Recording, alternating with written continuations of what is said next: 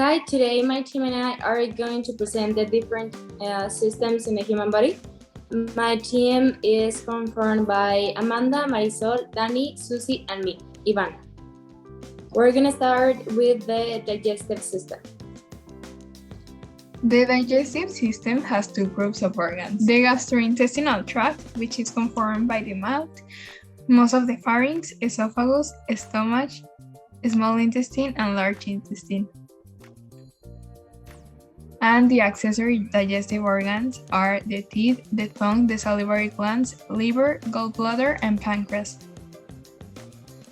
Also, the digestive activities are three: the cephalic, gastric, and intestinal phase. These occur during all the process of digestion in the body, as well as the ingestion, secretion, mixing, digestion, absorption, and defecation. Finally, a disease that happens in the digestive system is the gastritis, that is an inflammation and irritation on the stomach that is due to excess of alcohol, stress, a bacteria living in the stomach, a pernicious anemia, or infections caused because of a bacteria. The most common symptoms are nausea and abdominal pain, burning sensation, hiccups, and vomiting blood. But this could be managed by a medical prescription. Now we're going to talk about the respiratory system.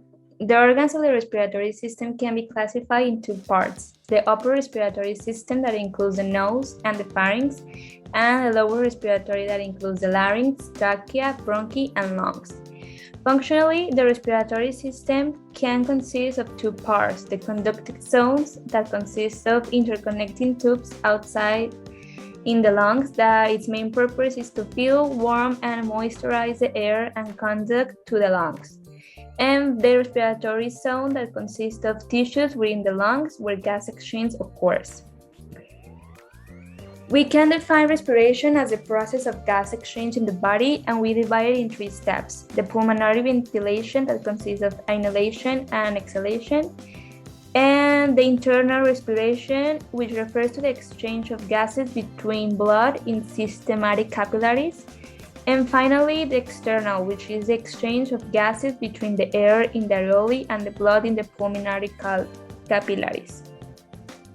Finally, smoking harms every organ of the body, and all forms of tobacco can cause damage, and smoking, even a small amount, is dangerous.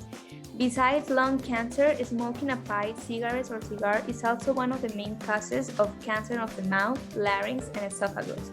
Also, it can cause cancer on the bladder, kidney, pancreas, stomach, and cervix. Smoke is dangerous even when it's not inhaled. Whether the smoke touches living cells, it does harm. Then we have the cardiovascular system, which consists of the blood vessels, the heart, and the blood. The heart pumps blood through the blood vessels to deliver oxygen and nutrients to the body tissues and to pick up unwanted waste products. There are three types of blood vessels that transport blood: the arteries, the capillaries, and the veins. Blood flow in the veins is due to the contraction of skeletal muscles near the veins and the presence of valves in the brain that prevent the backflow of blood.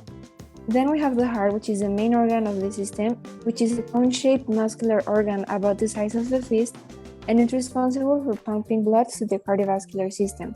Some parts that make up the heart are the aorta, the pulmonary artery, pulmonary vein, superior vena cava, right and left atriums, pulmonary, tricuspid, mitral, and aortic valves, left and right ventricles, and the inferior vena cava. When blood is collected in a test tube and prevented from clotting by adding an anticoagulant, it separates into three layers. The top layer, which represents around 55% of the blood, is the plasma.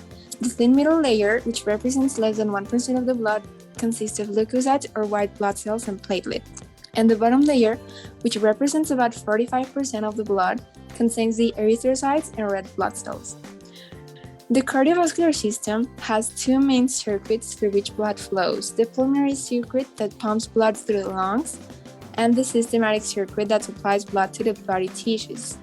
Disorders of the cardiovascular system are diseases that affect the heart and blood vessels. They include atherosclerosis, hypertension, strokes, heart attacks, and aneurysms. Disorders of the cardiovascular system are the leading cause of death worldwide and begin in early life, making prevention efforts necessary from childhood. It is important to prevent these disorders by maintaining healthy eating habits, exercising regularly, and not smoking. Now, the urinary system. The urinary system consists of the kidneys, the uterus, the urinary bladder, and the urethra. Here we have a complete look at the whole system. Anatomy of the kidney. Now that we know the parts of the whole urinary system, we know that most important organ are the kidneys. Each kidney has three areas: the renal cortex, the renal medulla, and the renal pelvis.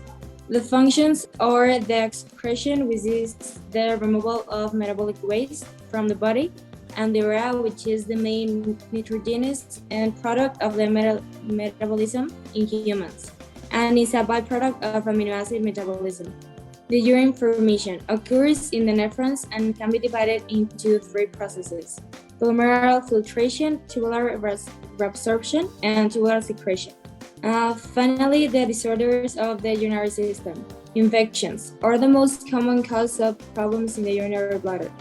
Kidney stones are stones that can form in the renal pelvis. And finally, urinary bladder cancer is a type of cancer that generally strikes people over 50 years old and is 3 times more likely to develop in males than females. In order to prevent them, we must go to the doctor every now and then in order to make constant tests about the health in our kidneys, bladder, and any part of the system. Thank you for your attention.